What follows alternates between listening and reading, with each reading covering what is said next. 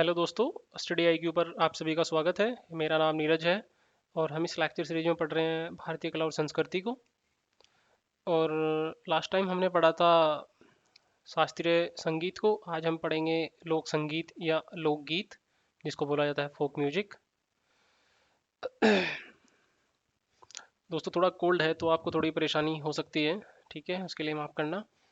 तो अगर लोक संगीत की बात की जाए तो लोक संगीत का, जैसे मैंने आपको पहले भी बताया था कि ये लोक जीवन से निकला हुआ जो संगीत है, और इसमें जो कारक हैं, जो प्रभाव है, कुछ पार्ट, जो अंश इन्होंने शास्त्रीय संगीत से लिया, ठीक है।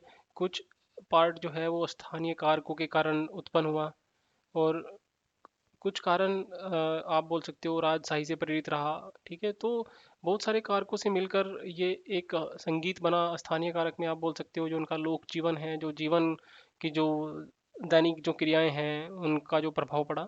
तो बहुत सारे प्रभाव के कारण जो संगीत निकल कर आया वो एक लोक संगीत के नाम से जाना गया।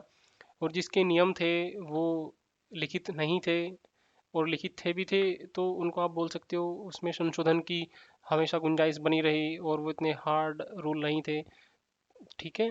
तो और वो टाइम समय के साथ वो परिवर्तित होते रहे, ठीक है। और उसमें अगर आपको सीखना हो तो ऐसा नहीं है कि आपको एक प्रशिक्षण की आवश्यकता चाहिए 2-3 साल की।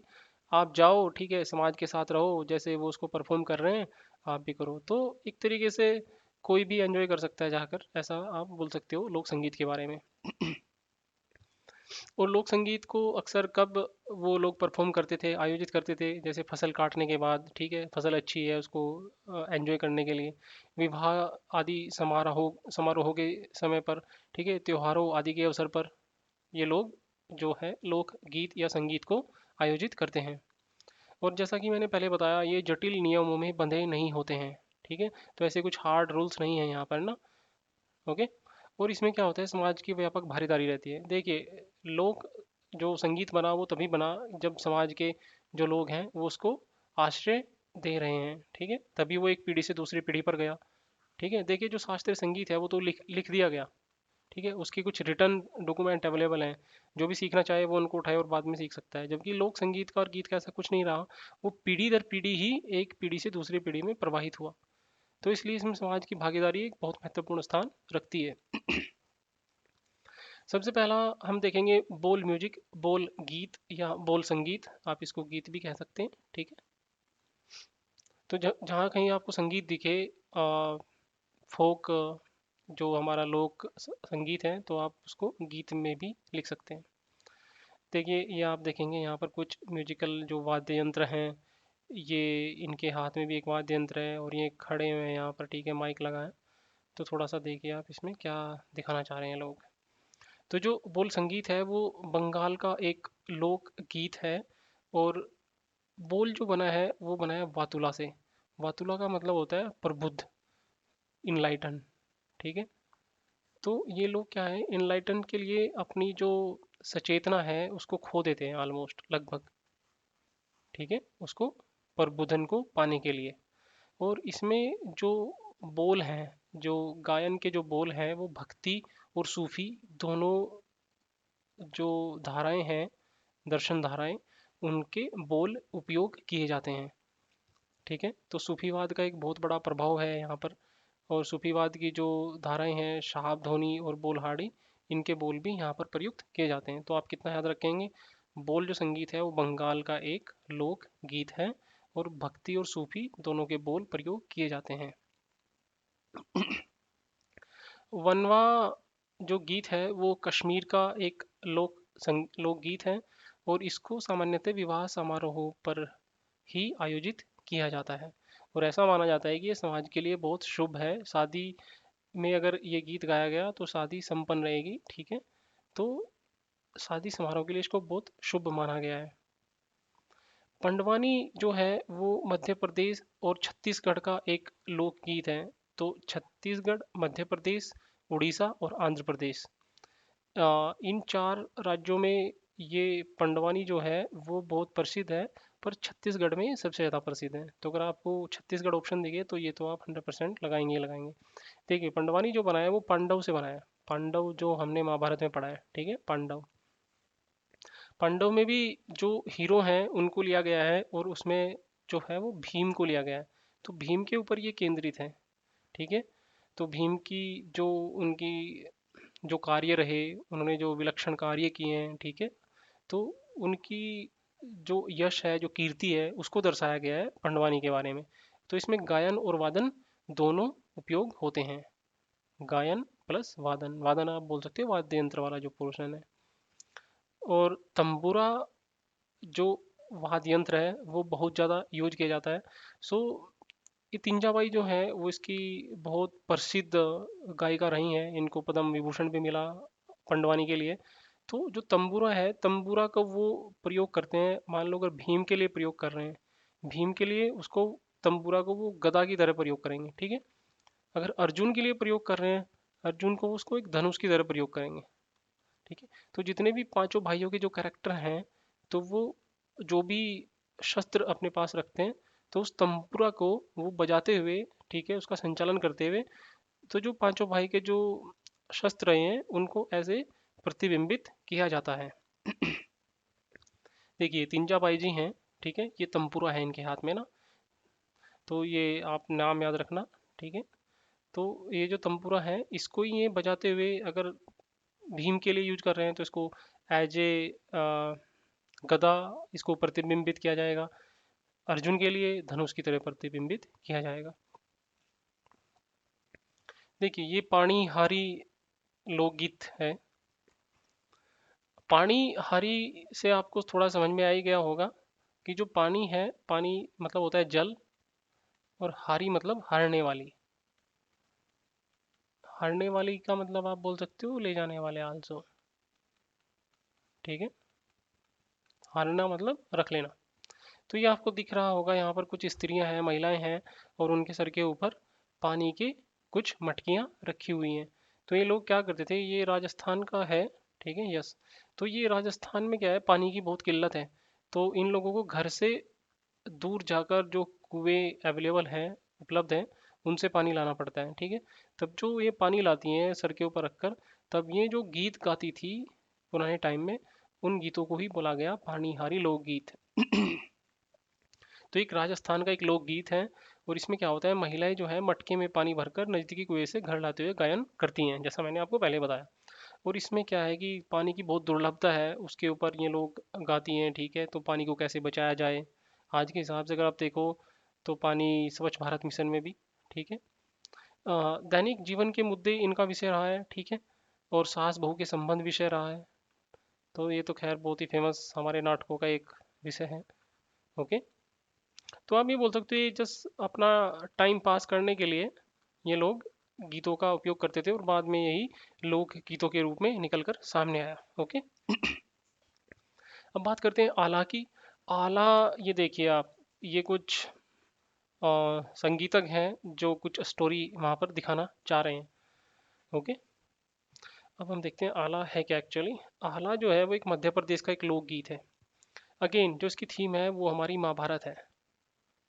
पंडवानी में भी हमें महाभारत थी, ठीक है, उसमें भी पांचों भाइयों का दिखाया गया था, इसमें भी पांचों भाइयों का दिखाया गया है। ठीक है। तो इसमें क्या दिखाया गया है, जो महाभारत के जो चरित्र थे उनकी ख्याति का वर्णन किया गया है। और जो पांच पांडव जो भाई हैं उनका जो पुनर्जन्म है, उनके जो नाम बताए गए हैं वो बताए गए हैं आला, उदल, मलखान, लखन और देवा। ठीक है। तो आप देखेंगे इस चित्र में ये लोग पांच बैठे हुए हैं। तो ये मान लो ये हमारे आला हो गए, ये उदल हो गए। तो ये कुछ बताएंगे गायन के माध्यम से, फिर ये उसका रेस्पॉन्स करेंगे गायन के माध्यम से, फिर ये रेस्पॉन्स करेंगे गायन के माध्यम से। ठीक है। तो ऐसे एक पूरी स्टोरी टेलिंग है। ओके। और जो इसकी भाषा है वो ब्रज भाषा है, अवधी है, भोजपुरी है। तो क्योंकि मध्य प्रदेश बहुत बड़ा है, ठीक है, तो वहाँ पर आपको तीनों भाषाएं देखने को मिल जाएंगी। अगर आप यहाँ पर देखेंगे नॉर्थ साइड में तो आपको ब्रज भाषा मिलेगी, मिडिल में जाएंगे तो आपको अवधी मिलेगी, आप पूर्व साइड जाएंगे तो वहाँ पर आपको भोजपुरी मिलेगी। ठीक है।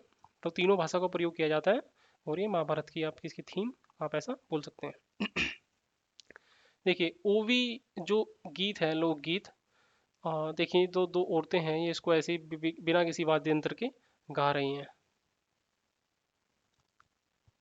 देखिए ओवी जो गीत है, लोकगीत, वो महाराष्ट्र और गोवा का एक लोकगीत है।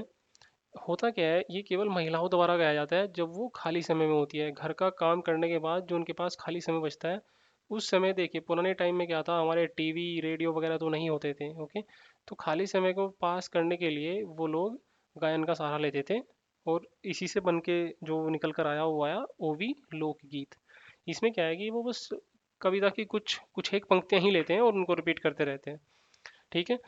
तो विवाह के समय इसको गाया जाता है, या फिर गर्भावस्था के समय, क्योंकि जो बच्चा है उसको लोरी सुनाई जाती है। तो आप देख रहे हैं इस पिक्चर में ये शायद लोरी सुना रही हैं, ओके। अब बात करते हैं पाई संगीत की। पाई संगीत या पाई गीत जो है हमारा, वो है मध्य प्रदेश का एक लोकगीत। और इसको जो है वो त्योहार के समय गाया जाता है। और त्योहार के समय भी, जो वर्षा ऋतु में जो त्योहार पड़ते हैं उस समय इसको विशेषते जाता है, इसका गायन किया जाता है। और इसका जो उद्देश्य है वो ये है कि अच्छा मानसून हो और अच्छी फसल हो, उसके उद्देश्य से ये लोग भगवान से प्रार्थना करते हैं, ठीक है।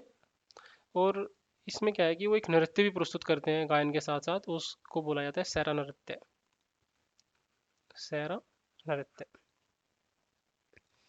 अब लावणी। लावणी मैंने आपको पहले भी बताया था, अगर आप क्लासिकल डांस अगर आपने देखे होंगे, जो हमारे शास्त्रीय नृत्य, तो उसमें भी लावणी आया था। तो लावणी आप याद रखेंगे, महाराष्ट्र, महाराष्ट्र का एक लोक गीत है। लावणी जो है वो लावण्य से बना है। लावण्य एक जो संस्कृत का वर्ड है उससे निकल कर आया है लावणी। और लावण्य का मतलब होता है सुंदरता, ठीक है। तो क्या है कि ये जो लोकगीत है वो नृत्य और संगीत का एक मिश्रण है, जिसका जो आउटकम है, जो रूप है, वो बहुत सुंदर होता है, ओके। तो ये नृत्य और संगीत का मिला जुला रूप है। और इसमें जो होता है वो ढोलकी ये लोग प्रयोग करते हैं, क्योंकि ढोलकी बहुत हल्की होती है। अगर आप उसको हाथ में लेने के बाद यदि आप उसको बजाएंगे, ठीक है, अगर हाथ से अगर आप उसको पीटेंगे तो उससे ध्वनि निकलती है। और वो इतनी हल्की होती है कि आप उसको अपने हाथ में लेके नृत्य कर सकते हैं, ओके। आपने कुछ हॉलीवुड, सॉरी बॉलीवुड मूवीज में भी देखा होगा ढोलकी के साथ। विशेषतः जो पहले आती थी गोविंदा के टाइम की जो मूवीज हैं उसमें वो ढोलकी का बहुत ज़्यादा प्रयोग किया जाता था। या अगर मराठी मूवी में देखें तो वहाँ भी आपको देखने को मिलेगा। ये देखिए एक ढोलकी का मैंने लगाया, ये भाई साहब हैं, इन्होंने एक ढोलकी पकड़ रखी है अपने हाथ में और ये बजा रहे हैं इसको, और ये मैडम यहाँ पर डांस कर रही हैं। Sorry guys. जो मांड लोकगीत है वो राजस्थान का एक लोकगीत है। इसके बारे में ऐसा बोला जाता है कि ये राजशाही परिवार का इसको संरक्षण प्राप्त था, तो इसलिए बहुत फैला फूला, ठीक है। जनरली अगर आप लोकगीत देखो तो राजा लोगों का इतना संरक्षण उसको नहीं मिला। वो कुछ स्थानीय निकायों पर ही उसका विकास हुआ, ठीक है। तो लेकिन मांड के बारे में क्या है कि राजशाही का उसको संरक्षण प्राप्त मिला, ये लोग राजाओं के जो दरबार थे वहाँ पर इसका गायन करते थे, ठीक है। और इसलिए इसका विकास भी हुआ। और जो राजपूत जो शासक थे, उनके यश और कीर्ति के बारे में ये लोग, इनका विषय वस्तु होती थी, जो इनकी विषय वस्तु होती थी वो जो शासक थे उनके यश और कीर्ति के बारे में ही गाया जाता था। इसको शास्त्रीय मंडल भी बोला जाता है, ठीक है। शास्त्रीय संगीत नहीं बोलेंगे आप, शास्त्रीय मंडल आप इसको बोल सकते हैं। और ये ठुमरी और गजल के समान ही है, जो कि हमने पिछले पिछले लेक्चर में पढ़ा, ठीक है। ठुमरी आपने देखा होगा 99 के 1990s में एक मूवी आई थी, शायद नाम भूल गया मैं उसका, केसरिया बालमा। तो जो केसरिया बालमा जो गाना है, लता मंगेशकर जी ने जो गाया है, वो मांड वाला जो लोकगीत है वो उसमें पूरा प्रदर्शित किया गया है, उसी बैकग्राउंड है सारी, ठीक है। ये देखिए बैकग्राउंड, सॉरी मैग मांड का मैंने एक चित्र यहाँ पर लिया है। तो महिलाएं और पुरुष दोनों हैं, ठीक है, दोनों गायन करते हैं स्टोरी टेलिंग। अब बात करते हैं डांडिया। हमने शास्त्रीय नृत्य में भी पढ़ा था। तो डांडिया जो है वो गुजरात का एक लोकगीत है।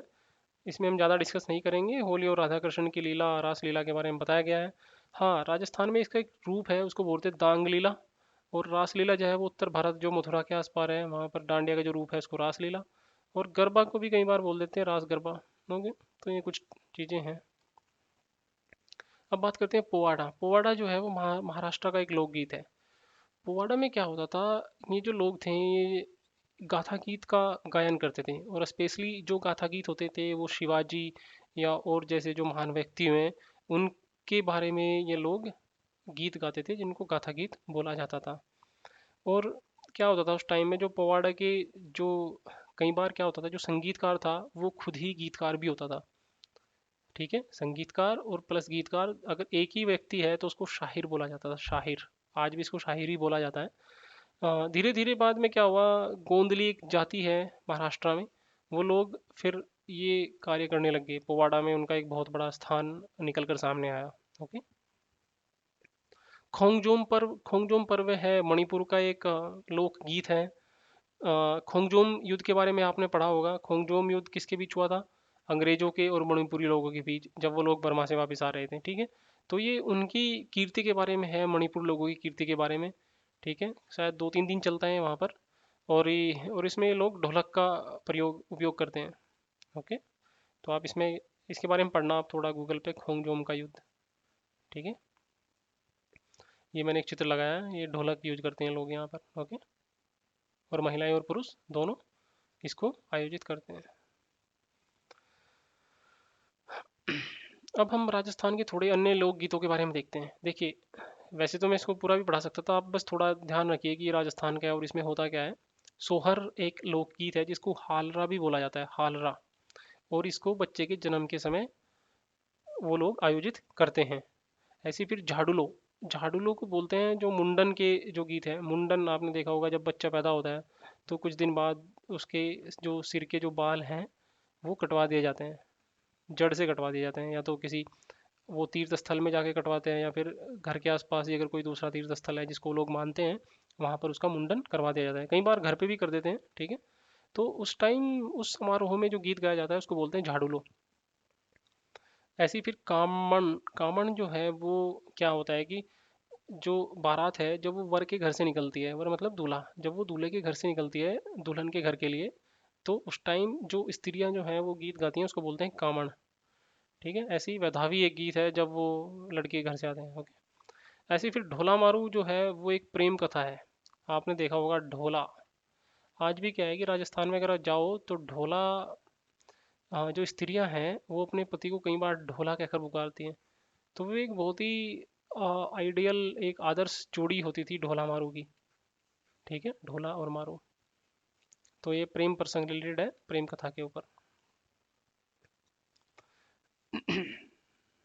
अब बात करते हैं नागालैंड लोकगीत के बारे में। तो सबसे पहले तो आप इसमें चलो देख ही लेते हैं। हैली माउलू, हैली मेलू में अगर आप पढ़ेंगे, ये एक नृत्य गीत है, डांस फॉर्म। ओके। न्यूलू क्या है कि वो किंवदंतियां हैं कुछ पुरानी, कुछ मिथक हैं, उनके ऊपर जो गीत हैं। हरिलेउ, हरिलेउ में है वो युद्ध के गीत हैं। हरी लेउ में है वो स्वयं के बारे में बात की गई है। ठीक है, आप इसको कैसे याद रखेंगे, LEU। तो जिस लोकगीत के बारे में LEU आ गया तो आप उसको लिख सकते हैं नागालैंड। बस आप इसको इतना ही याद रखिए, दैट विल बी एनफ, वो उपयुक्त, पर्याप्त होगा। अरुणाचल प्रदेश के अगर लोकगीत की बात की जाए तो जा जिन जा और नियोगा, ये दो लोकगीत वहाँ पर बहुत प्रसिद्ध हैं। और ये दोनों ही विवाह और शादी समारोह पर आयोजित किए जाते हैं। जा जिन जा एंड नियोगा। Which one? जा जिन जा एंड नियोगा। फिर थोड़ा गोंड जनजाति के बारे में देख लेते हैं, क्योंकि ये बहुत ज़्यादा न्यूज में रहती है। ठीक है, इनके हमने 3 पढ़ने हैं, 3 लोकगीत। पहला है ददरिया, दूसरा है कर्मा गीत, और तीसरा है सुहा गीत। जो ददरिया, सॉरी, जो ददरिया है वो एक श्रम गीत है। श्रम मतलब, श्रम का मतलब होता है वर्क। तो जो मजदूर लोग हैं, जो मव्वा लोग हैं वहाँ पर, तो जो वो श्रम करते हैं, तो उस समय जब वो जो गीतों का जो निष्पादन करते हैं उसको बोला जाता है श्रम गीत। और इसको वहाँ पर बोला जाता है गीतों की रानी भी कहा जाता है ददरिया को। ऐसे ही कर्मा गीत जो है वो गीत और नृत्य को मिलाकर जो बनता है उसको बोलते हैं कर्मा गीत। और वहाँ के जो हमारे उनके उन लोगों के जो स्थानीय जो देवता हैं, कर्मसेन देवता, उनको प्रसन्न करने के लिए प्रयोग किया जाता है। ऐसे ही फिर अगर सुहा गीत की बात की जाए, सुहा गीत जो है वो दिवाली के टाइम, दिवाली के समय आयोजित किया जाता है। और इसमें क्या होता है, महिलाएं अपने सर के ऊपर अनाज से भरी टोकरी रखती हैं जिसमें तोते का एक जोड़ा होता है। ओके, तो आप क्या याद रखेंगे, गोंड जनजाति में ददरिया, कर्मा और सुआ। DKS। समय के साथ फिर क्या हुआ, जो हमारे शास्त्रीय संगीत और लोक संगीत का मिश्रण हो गया, फ्यूजन हो गया एक दूसरे के अंदर, ठीक है, वो एक दूसरे के अंदर घुल मिल गए और फिर कुछ नई चीज़ें निकल कर सामने आई। ठीक है, जैसे आपने देखा होगा भक्ति आंदोलन के समय भजन का बहुत ज़्यादा महत्व था, तो भजन इन दोनों के मिश्रण से मिलकर बना। ठीक है, शब्द जो है हमारा सिख धर्म में जो लोग यूज करते हैं गुरुद्वारे में, ठीक है, जो उनकी गायकी है उसको शब्द बोला जाता है। और फिर कव्वाली, कव्वाली तो आपने देखा ही होगा। ठीक है, तो समय के साथ ये चीज़ें होती गई। फिर अगर आप आधुनिक युग की बात करें तो उसमें बहुत सारी चीज़ें आ गई, आप बोल सकते हो पॉप संगीत आ गया, फिर अपना जैज आ गया, तो बहुत सारी चीज़ें हैं। ओके, तो वो इतना पढ़ने का मतलब नहीं है क्योंकि वो इतनी महत्वपूर्ण भी नहीं है। हाँ, संगीत नाटक, नाटक अकादमी हमने पहले पढ़ लिया था। ठीक है, तो मैं उम्मीद करता हूँ आप लोगों की ये समझ आया होगा। अगर कोई भी क्वेश्चन है या आप कुछ भी इम्प्रूवमेंट्स चाहते हैं तो आप मुझे कमेंट बॉक्स में लिख सकते हैं। हम जब अगली बार मिलेंगे तो हम पढ़ेंगे ड्रामा, जो हमारा नाटक है। ठीक है, ओके, गुड लक गाइस।